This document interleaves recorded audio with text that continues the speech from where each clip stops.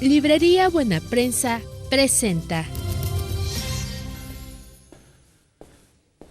Hablemos hoy de una de las leyendas negras de la Iglesia. Muchos se engolosinan en decir que la cristiandad masacró, atacó a unos pobrecitos que estaban en Oriente en las cruzadas. ¿Es así?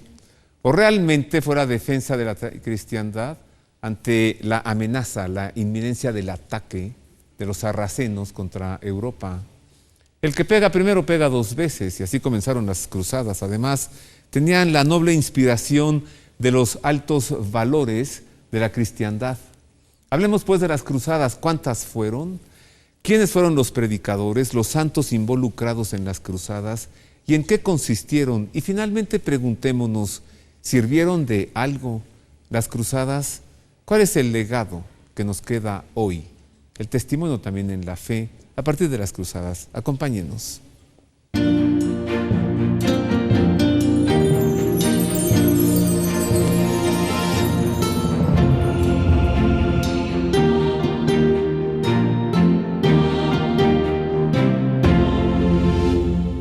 En efecto, ese es el tema de hoy. Gracias por estar con nosotros. Es un gusto enorme poder saludarle a través de la televisión y enfrentar este tema, porque es algo que hay que enfrentar. Qué gusto que esté con nosotros. Gracias por acompañarnos. Le presento a nuestros comentaristas con afecto. Recibo a Fernando Villarón Esquerro. Él es abogado y además es hombre poseedor de un acervo cultural que te has pasado tu vida leyendo, ¿no, Fernando? Así es. Cuando no comes, cuando no lees, comes o trabajas, ¿no? Así es. Fernando Villalón. Muchas gracias. Ángel Díaz Bonet, pues ha viajado todo el mundo, es arquitecto. Él estuvo haciendo trabajos de restauración en sus palacios para el rey de Arabia, ¿no, Ángel? Sí, cuando era príncipe todavía. Cuando era príncipe. El príncipe Salman. Y de ahí te recorriste todo el Oriente y luego se siguió por todo el mundo y ha estado en los lugares de las cruzadas. Además, suele organizar diversas peregrinaciones, ha hecho algo así como 200 viajes y conoce todo el mundo. Bienvenido, Ángel, gracias. Gracias a ti, Roberto. Bueno, ¿qué? ¿Es cierto, así como comenzaba, pobrecitos allá los invadieron en Jerusalén y tuvieron que defenderse, o qué sucedió? Así es, yo creo que hay una falsa historia provocada por una leyenda negra entre una guerra entre protestantes y católicos, ¿no? Yo creo que hay que decirlo, donde se ha usado varios argumentos. Yo creo que, para empezar, no fuimos nosotros a conquistar, ¿sí? Hay que recordar que esa parte era parte del reino de Bizancio, del imperio bizantino, que a invitación de Alejo I, el emperador bizantino, que le pide al Papa, mándame caballeros, porque los musulmanes están en mis fronteras y están acabando con varias de mis fortalezas. No fuimos a conquistar ni a matar por el hecho de matar. Fuimos a proteger la cristiandad. ¿Y sería posible, Ángel, acaso, que si no hubiéramos dado el primer paso, entraran a Europa? Hacer lo que saben hacer, crucificar y decapitar. ¿Era posible? ¿El que pega primero pega dos veces? Sí, bueno, en ese momento no, porque analizando la situación del Islam en aquella región, estaba muy dividido y entre ellos tenían muchos conflictos.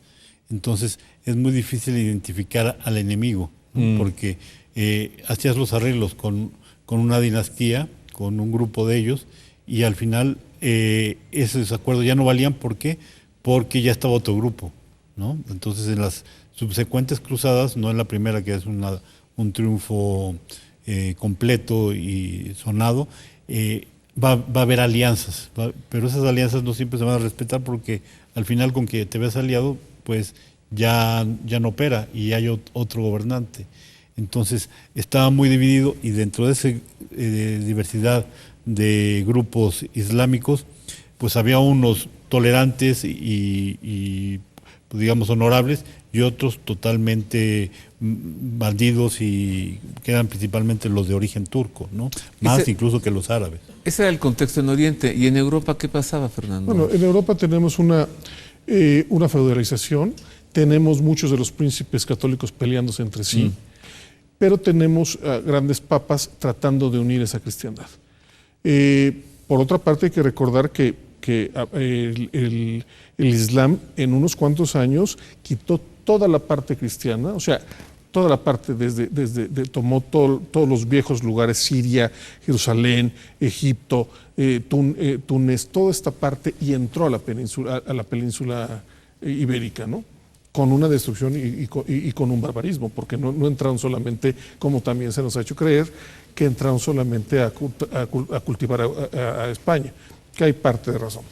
Pero recordemos que en el año 800 estaba Carlomagno, que es, ¿sí?, lo nombran protector del Santo Sepulcro. O sea, los francos ya estaban viendo las peregrinaciones desde el año 800. Con la invitación de Alejo, estamos hablando en el siglo XII, de ir a proteger los santos lugares. Pues no se podía platicar, como dice el arquitecto, con estas personas, no podían dialogar. Entonces, ante esa tú estás viniendo aquí a tu Santo Sepulcro y yo te decapito. Así es. No te doy la bienvenida. Porque parte de los arreglos que hubo con Carlomagno era, pues sabían que esa peregrinación dejaba dinero en los santos lugares. Ajá. ¿Sí? Ajá. Y entonces tú pagabas un impuesto y ibas y te dejaban ir y no pasaba nada. La cerrazón de que no te dejen ir a los santos lugares, pero que además te decapiten porque tú eres de otra religión, eso fue lo que estalla el punto.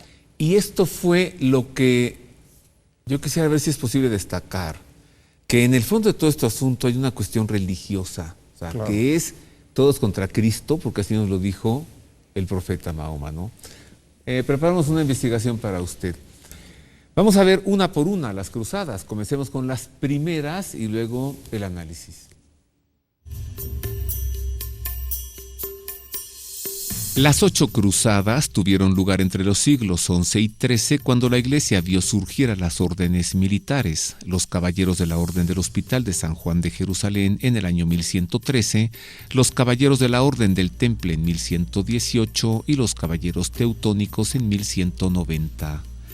La primera cruzada entre 1096 y 1099 fue convocada por el Papa Urbano II durante el Concilio de Clermont del año 1095, pues los turcos maometanos se habían apoderado de los santos lugares en Jerusalén desde el año 1071 y amenazaban con invadir Europa.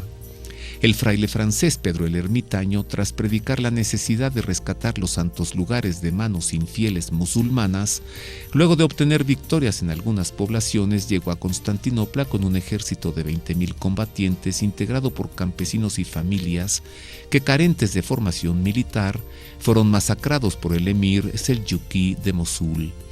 Tras de este llamado Ejército de los Pobres, llegaron los cruzados, comandados por el duque de la Baja Lorena, Godofredo de Bouillon, con un ejército de 60.000 hombres, mejor organizado y bien pertrechado, con el que tomó Antioquía y Jerusalén en el año 1099 e implementó el reino cristiano de Jerusalén, que prevaleció por casi 200 años, hasta 1291 con la caída de Acre. En el siglo XII, la Segunda Cruzada de 1147 a 1149 fue alentada por San Bernardo de Claraval y comandada por el rey de Francia, Luis VII, junto con su esposa, la reina Leonor de Aquitania, y el emperador del Sacro Imperio Romano Germánico, Conrado III. La feroz resistencia de los bizantinos y las divisiones internas de los cruzados fueron obstáculo de mejores resultados. La tercera, entre 1189 y 1192, promovida por el Reino Cristiano de Jerusalén, fundado durante la Primera Cruzada y asediado frecuentemente por los turcos, fue comandada por el emperador del Sacro Imperio Romano Germánico, Federico I Barbarroja, por Felipe II Augusto, rey de Francia, y por Enrique II Plantagenet, rey de Inglaterra, cuyo hijo, Ricardo Corazón de León, tras la muerte de su padre, continuó con la cruzada, en la que obtuvo dominio sobre San Juan de Acre y un acuerdo con el sultán Saladino para garantizar acceso libre de los cristianos a la Tierra Santa. Pues esta es una investigación breve para usted. Hemos investigado mucho, la verdad. Tenemos varios libros. Nuestros invitados también. Mire, esta maleta, por ejemplo, que trae Fernando Villalón, esta que está aquí, apenas trae algunos de los muchos libros que se tuvieron que leer para profundizar en el tema.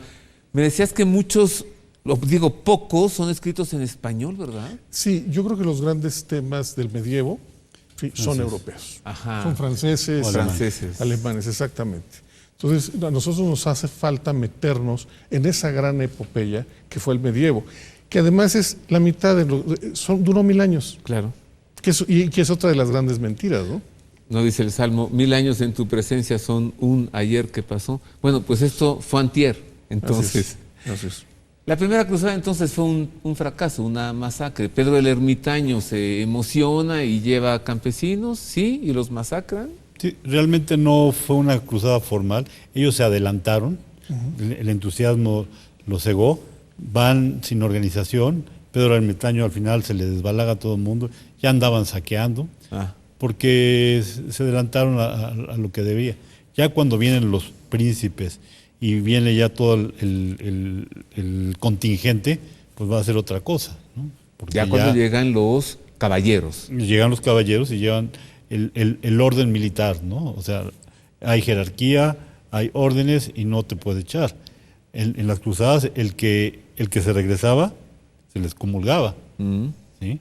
Así como para ir a la cruzada tenías unas ciertas beneficios, como por ejemplo las indulgencias, las penas temporales, se te daban si ibas a Tierra Santa y morías, ¿no? Los obispos se quedaban con los patrimonios de los cruzados para administrarlos y tenían que garantizar el buen usufructo de los lugares. O sea, la iglesia hizo toda una estructura para que la gente pudiera ir.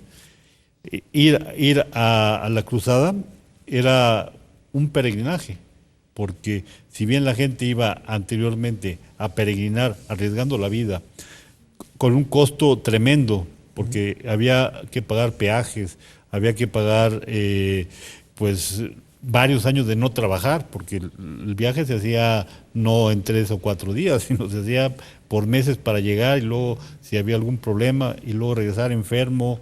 O sea, era realmente la aventura de la vida de estas personas y daban todo por eso. Con una gran diferencia que yo encuentro aquí, Ángel, Fernando, que el inglés que llegó a lo que hoy es Estados Unidos, llegó a buscar futuro. Claro. A ver si puedo aquí comer y trabajar. El mexicano que hoy va a Estados Unidos busca eso. El español peninsular que vino a la Nueva España, pues buscaba establecerse aquí y hacer riqueza. Estos cruzados nunca pensaron en eso, con lo que acabas de decir. Voy allá a que me maten, a eso iba. No escribe Santa Teresa, fuimos mi hermano y yo a ver si nos descabezaban, claro, para que nos hicieran mártires. Era un viaje sumamente caro. ¿Cuánto tiempo además? Mira, se calcula, los libros hablan de que un caballero, ¿sí?, hipotecaba 3 años de su salario. O sea, no era fácil. Entonces, sí, como dice el arquitecto, no era sencillo. Segundo, ellos iban a ganar la indulgencia y luego regresaban, los que podían regresar, pero además iban a cuidar al peregrino, con lo cual no era tan sencillo, ¿no?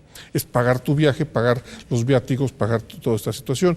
Y hay una situación, o sea, cuando hablamos de indulgencia, la indulgencia es evidentemente cuando has confesado el pecado y mueres en eso. O sea, no es te doy la indulgencia para que todo para que puedas pecar. Para que puedas pecar, como se ha dicho, no, para nada. Tienes que estar confesado y tienes que morir en ese intento. El caballero además tiene votos. Claro. Bueno, hablemos de los caballeros también, pero tengo que hacer una pausa. Permítanme un momento, regresamos rápido, así mire. Caballeros de la Orden del Temple, ahí tienen sus orígenes, en las cruzadas. Caballeros hospitalarios de la Orden de Malta, ahí tienen sus orígenes, en las cruzadas. Hombres que empeñaban sus vidas por un ideal, por una quimera, no, por la fe. Hago una pausa, vuelvo con esto y con más. Mejor